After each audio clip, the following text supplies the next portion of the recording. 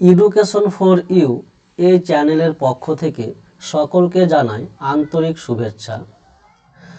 বন্ধুরা, এই চ্যানেলে আমি এ টু জেড অর্থাৎ জিরো টু হিরো ডিটেইলসে গ্রামার নিয়ে আলোচনা করব।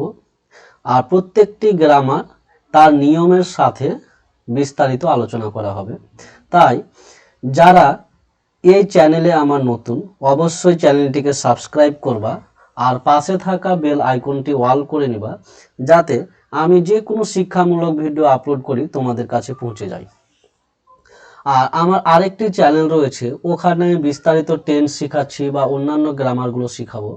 চাইলে সেটা সাবস্ক্রাইব করে পাশে থাকো। সেই চ্যানেলটি হচ্ছে কুইক সলিউশন অফ ইংলিশ। এই নামটি সার্চ করে আমার একটা ছবি দেখতে পাবা, সেখানে আমার অনেক টেন্সের উপরে ভিডিও আপলোড করা হয়েছে, ভিডিওগুলো দেখে নিবা আর চ্যানেলটিকে অবশ্যই সাবস্ক্রাইব করে নিবা। আর আজকের এই ভিডিওতে আমি ভয়েস চেঞ্জ নিয়ে আলোচনা করব। আর এই চ্যানেলে অর্থাৎ এডুকেশন ফর ইউ এই চ্যানেলটিতে শুধু গ্রামার নিয়ে আলোচনা করা হবে। আর 9 থেকে 12 পর্যন্ত টেক্সচুয়াল ইংলিশ বুক কমপ্লিট সমাধান করা হবে। তাহলে যারা স্টুডেন্ট রয়েছে অর্থাৎ 9 থেকে বা 8 থেকে বলো, 8 থেকে 12 পর্যন্ত যারা আছো তারা অবশ্যই এই চ্যানেলটিকে সাবস্ক্রাইব করে নিবা। আর যারা চাকরির প্রস্তুতি নিচ্ছ তারাও এই গ্রামারগুলোই বিভিন্ন চাকরি পরীক্ষা থেকে এসে থাকে, তাই এই চ্যানেলটিকে সাবস্ক্রাইব করে নিবা। তাহলে আজকে আমি ভয়েস চেঞ্জ নিয়ে আলোচনা করব। দেখো, আজকে ফার্স্ট ক্লাস হচ্ছে আমার ভয়েস চেঞ্জ। আর ভয়েস চেঞ্জ দেখো কি বলছে, টাইপস অফ ভয়েস চেঞ্জ, অর্থাৎ ভয়েস চেঞ্জের প্রকার যদি বলতে যাই তাহলে ভয়েস চেঞ্জকে সাধারণত 3 ভাগে ভাগ করা হয়ে থাকে। অর্থাৎ ভয়েস চেঞ্জ 3 প্রকারের হয়ে থাকে, যথা অ্যাক্টিভ ভয়েস 1 নম্বর, 2 নম্বর প্যাসিভ ভয়েস, আর 3 নম্বর হচ্ছে কোয়াসি প্যাসিভ ভয়েস। অর্থাৎ বিভিন্ন পরীক্ষায় আমরা এই 3 প্রকারের ভয়েস চেঞ্জ থেকেই প্রশ্নগুলো আসতে দেখে থাকি। আর আজকের এই প্রথম ক্লাসে আমি অ্যাক্টিভ থেকে প্যাসিভ ভয়েস চেঞ্জ কি করে করা হয় সেই নিয়ম নিয়ে আলোচনা করব। আর এই নিয়ম কমপ্লিট শেখানোর পরে কোয়াসি প্যাসিভ নিয়ে আলোচনা করব। তাহলে ভিডিওটিকে দেখুন, চ্যানেলটিকে সাবস্ক্রাইব করুন আর সঙ্গে থাকুন। দেখো এবার কি বলছে, অ্যাক্টিভ টু প্যাসিভ ভয়েস। তাহলে ফর্মুলা হচ্ছে কি, এটা হচ্ছে আমার বেসিক ফর্মুলা, এটা বেসিক ফর্মুলা।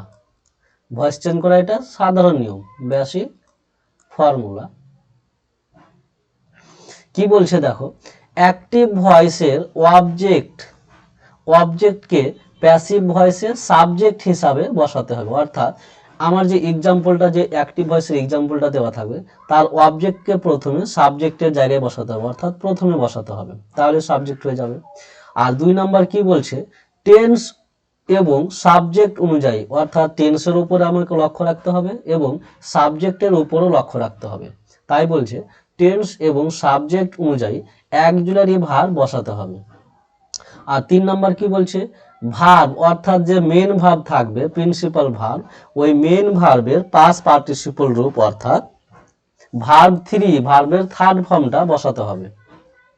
4 নম্বর কি বলছে, বাই বসাতে হবে। আর 5 নম্বর, অ্যাক্টিভ ভয়েসের সাবজেক্টকে প্যাসিভ ভয়েসে অবজেক্ট হিসাবে বসাতে হবে। অর্থাৎ অ্যাক্টিভ ভয়েসের যে সাবজেক্টটা থাকবে সেটা প্যাসিভ ভয়েসে অবজেক্ট হয়ে যাবে। এবার এক্সাম্পল, এই নিয়ম থেকে 2-1টা এক্সাম্পল সলভ করা যাক। আচ্ছা, এক্সাম্পল সলভ করার পূর্বে কিছু সাবজেক্টকে আমাদের পরিবর্তন করতে হবে, সেগুলো দেখে নিই। দেখো, সাবজেক্ট যদি আই থাকে সেটা এ হচ্ছে অ্যাক্টিভ ভয়েসে থাকবে, যদি অ্যাক্টিভ ভয়েসে আই থাকে সেটা প্যাসিভ ভয়েসে মি হয়ে যাবে। আবার যদি মি থাকে সেটা আই হয়ে যাবে। অর্থাৎ এগুলো অল্টারনেট হতে থাকবে। ঠিক একই রকম ভাবে উই থাকলে আস হবে, আস থাকলে উই হবে, ইউ থাকলে ইউ হবে, দে থাকলে দেম হবে, দেম থাকলে দে হবে, হি থাকলে হিম হবে, হিম থাকলে হি হবে, সি থাকলে হার হবে, হার থাকলে সি হবে।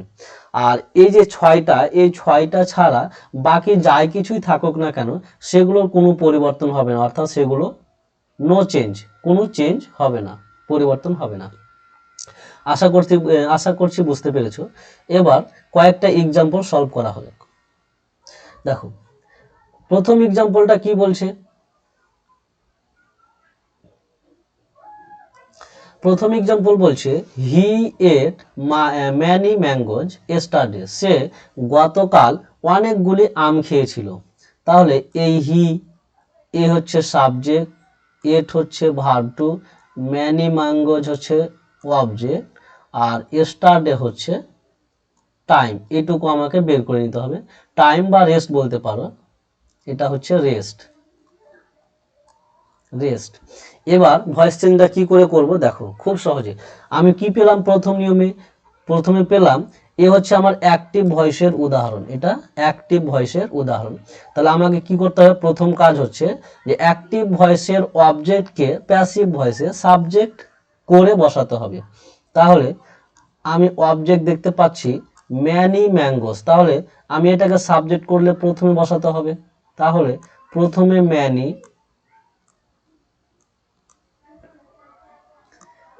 ম্যাঙ্গোজ। এবার দেখো মেনি ম্যাঙ্গোজ যেহেতু প্লুরাল ফর্ম, দেখো অনেকগুলি আমের কথা বলছে, আর এটা রয়েছে সাবজেক্টের পরে ভার্ব টু অর্থাৎ পাস্ট ইনডেফিনিট টেন্সের উদাহরণ, তাই আমাকে অর্থ অনুযায়ী একজনের ভাব নিয়ে আসতে হবে ওয়ার। যেহেতু পাস্ট টেন্স তার কারণে ওয়ার আসলো। এবার কি করতে হবে, ভার্বের থার্ড ফর্ম, তাহলে এ হচ্ছে ইট হচ্ছে আমার ভার্ব, আর ভার্বের থার্ড ফর্ম বসাতে হবে। তাহলে ইটের থার্ড ফর্ম হচ্ছে ইটেন। আর 4 নম্বরে ছিল একটা বাই বসাতে হবে, এই আমি একটা বাই দিয়ে দিলাম। 5 নম্বরে ছিল যে অ্যাক্টিভ ভয়েসের সাবজেক্টকে প্যাসিভ ভয়েসে অবজেক্ট করে বসাতে হবে। তাহলে আমি সাবজেক্ট চেঞ্জের জায়গায় দেখলাম হি থাকলে কি হবে, হিম হবে। তাহলে বাইয়ের পরে আমি হিম বসিয়ে দিলাম। আর যেটা আছে এটা রেস্ট, এই রেস্টটাকে আমি একই রকম বসিয়ে দেবো। তাহলে এস্টারডে আছে, এস্টারডে বসিয়ে দিব। এ আমার ভয়েস চেঞ্জ কমপ্লিট। আশা করছি বুঝতে পেরেছো। ঠিক একই রকম ভাবে পরের এক্সাম্পলটিও সলভ করব। দেখো পরের এক্সাম্পল কি বলছে, রাম বাইজ এ নিউ সাইকেল, বলছে রাম একটি নতুন সাইকেল কিনে বা ক্রয় করে। তাহলে রাম হচ্ছে সাবজেক্ট, বাই হচ্ছে ভার্ব ওয়ান, দেখো ভার্বের সঙ্গে এস লেখা আছে, আর নিউ সাইকেল হচ্ছে অবজেক্ট। তাহলে কিভাবে করব, উত্তর দেখো সে একই রকম। প্রথমে আমাকে অবজেক্ট লিখতে হবে, তাহলে অবজেক্ট হচ্ছে a new cycle, new cycle. এবার এটা যেহেতু প্রেজেন্ট টেন্সের উদাহরণ, তাই আমাকে অর্থ অনুযায়ী এম ইজ আর এই তিনটার মধ্যে একজনের ভাব নিয়ে আসতে হবে। আর এ নিউ সাইকেল যেহেতু একটি সাইকেলের কথা বলা হচ্ছে, তাই এখানে আমার ইজ আসবে একজনের ভাব। তাহলে ইজ, আর বাই এর থার্ড ফর্ম হচ্ছে বট, বাই এর থার্ড ফর্ম বট, আর তারপরে একটা বাই বসাতে হবে। এবার সাবজেক্ট অবজেক্ট হয়ে বসে যাবে। তাহলে দেখো রাম রয়েছে, অর্থাৎ ওই 6টার মধ্যে পড়ে না, রাম হচ্ছে নাউন, তাহলে ওই 6টা ছাড়া যা থাকবে সেটা চেঞ্জ হবে না, তার জন্য রাম রাম বসে গেল। আশা করছি বুঝতে পেরেছো। এবার নেক্সট এক্সাম্পলে যাওয়ার পূর্বে আবারও বলি, এটি হচ্ছে আমার নতুন একটি চ্যানেল। এই চ্যানেলের নাম হচ্ছে এডুকেশন ফর ইউ, আর এই চ্যানেলের মধ্যে আমি বিস্তারিত গ্রামার, অর্থাৎ যে কোনো গ্রামার, তোমাদের সিলেবাসে যতগুলো গ্রামার আছে সবগুলো এখানে বিস্তারিতভাবে আলোচনা করা হবে। তাই চ্যানেলটিকে সাবস্ক্রাইব করো, আর পাশে থাকা বেল আইকনটিকে ওয়াল করে পাশে থাকো, আর ভিডিওগুলিকে বন্ধুদের সঙ্গে শেয়ার করো, আর তাদেরকে বলো যাতে চ্যানেলটি সাবস্ক্রাইব করে নিই। আর তার সাথে সাথে আমার নতুন একটি চ্যানেল, মানে আরেকটি চ্যানেল রয়েছে কুইক সলিউশন অফ ইংলিশ, ওখানেও তোমরা A to Z ইংলিশ শিখতে পারবা, সেই চ্যানেলটিকেও অবশ্যই সাবস্ক্রাইব করে নিবা। এবার নেক্সট এক্সাম্পলে যাওয়া যাক। দেখো নেক্সট এক্সাম্পলে কি বলছে, এখানে আমি টাইপ ধরে ধরে গ্রামার কমপ্লিট করাবো। তাই এই হচ্ছে রুল 1 অর্থাৎ টাইপ 1। প্রথমে কি বলছে, প্রেজেন্ট অ্যান্ড পাস্ট ইনডেফিনিট টেন্সের ভয়েস চেঞ্জ, অর্থাৎ আমি 1 নম্বর নিয়মে প্রেজেন্ট এবং পাস্ট ইনডেফিনিট টেন্সের ভয়েস চেঞ্জ করাবো। এবার দেখো এর নিয়ম দেওয়া আছে, বলছে কি করে এটা করব। তো দেওয়া থাকবে, দেখো দেওয়া থাকবে তো রয়েছে প্রথমে সাবজেক্ট থাকবে, আর তারপরে থাকবে ভার্ব 1 বা ভার্ব টু, অর্থাৎ সাবজেক্টের পরে যদি ভার্ব ওয়ান হয় তাহলে আমার প্রেজেন্ট ইনডেফিনিট টেন্স হবে, আর সাবজেক্টের পর যদি ভার্ব টু হয় তাহলে পাস্ট ইনডেফিনিট টেন্স হবে, আর তারপরে একটা অবজেক্ট থাকবে, তারপরে রেস্ট থাকবে অর্থাৎ বাকি অংশ। এবার কি করে করব উত্তরটা, এ হচ্ছে আমার অ্যাক্টিভ ভয়েসের উদাহরণ। এবার প্যাসিভ কি করে করব, দেখো নিচে লেখা আছে করতে হবে। তাহলে করতে হবে দেখি, প্রথমে আমাকে অবজেক্টটা লিখতে হবে, দেখো প্রথমে অবজেক্ট, আর তারপরে যদি ভার্ব ওয়ান থাকে, এক্সাম্পলে যদি ভার্ব ওয়ান থাকে তাহলে এম, ইজ, আর এই তিনটির ভেতর থেকে যে কোনো একটা নিতে হবে সাবজেক্ট অনুযায়ী। আর যদি ভার্ব টু থাকে তাহলে ওয়াজ, ওয়ার এই দুটোর মধ্যে একটা নিতে হবে সাবজেক্ট অনুযায়ী। আর তারপরে ভার্বের থার্ড ফর্ম বসাতে হবে, তারপর বাই, তারপর সাবজেক্ট, তারপর রেস্ট। এভাবে এই স্ট্রাকচারটাকে ফলো করে আমরা গ্রামারগুলো সলভ করব। দেখো তাহলে দেওয়া থাকবে, দেখে আমি প্রথমে মিলিয়ে নিই। দেখো দেওয়া থাকবেতে প্রথমে এটা রয়েছে, তার মানে এটা সাবজেক্ট, তারপরে এটা রয়েছে আর এর সঙ্গে ইডি যুক্ত রয়েছে, তার মানে এটা হচ্ছে ভার্ব টু, আর তারপরে কি থাকবে, অবজেক্ট থাকবে। তাহলে ম্যানি স্টুডেন্টস এটা হচ্ছে আমার অবজেক্ট, আর এস্টারডে এটা হচ্ছে রেস্ট। এবার উত্তর কি করে করব, দেখো প্রথমে কি বসাতে হবে, প্রথমে আমার অবজেক্ট বসাতে হবে। তাহলে অবজেক্ট কি রয়েছে, ম্যানি স্টুডেন্টস, আমি ম্যানি স্টুডেন্টস বসিয়ে দিলাম। এবার কি বলছে যে এমিজার অথবা ওয়াজারের মধ্যে থেকে যে কোনো একটি বসাতে হবে। তাহলে আমি কি বসাবো, দেখো এখানে রয়েছে ভার্ব টু, এর অর্থ হচ্ছে নিচে রয়েছে ভার্ব টু, যেহেতু নিচের সঙ্গে মিলেছে তার মানে আমাকে এই নিচের একজনের ভাবগুলোর মধ্যে থেকে নিতে হবে।